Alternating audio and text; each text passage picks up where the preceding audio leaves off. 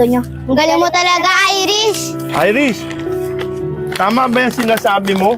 Na plastikin mo mga kaibigan mo para makuha mo lang mga gusto mo? Sino nagturo sa iyo niyan?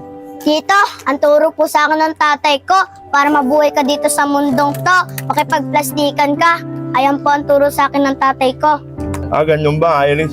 Ganyan pala ang turo sa iyo ng tatay mo. Hindi mo ba alam masama yun? Alam mo ba, yung batang kinuna mo ng 50 pesos, sabi niya sa tatay niya, nagugutom ka raw, kaya niya binigay sa iyo.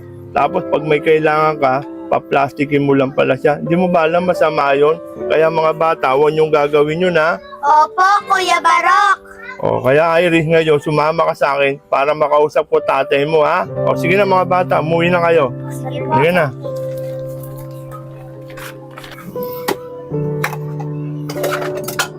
O Iris, nandiyan ka na pala. Pumunta ka pala doon kay Randy. Umutang ka muna doon. Isin mo na lang muna yung baon ng lugar na yun. Basta makautang tayong pagkain. Wala tayong pagkain dito. O, ano pa tinatayo mo dyan? Sige na, pumunta ka na roon. Mabait naman yun eh. Tsaka ututo yun. Isin mo na lang yung baon ng hininga noon. Sige na. Ano? Ano titignan mo dyan? Iris, totoo pala yung tinuturo mo sa anak mo. Ano ka ba? Parang wala kang isip, ha? Kuya, kayo pala. Ano pong ginagawa nyo rito? Aris, sinamahan ko tong anak mo dahil yung mga kaibigan niya, ano-ano tinuturo niya.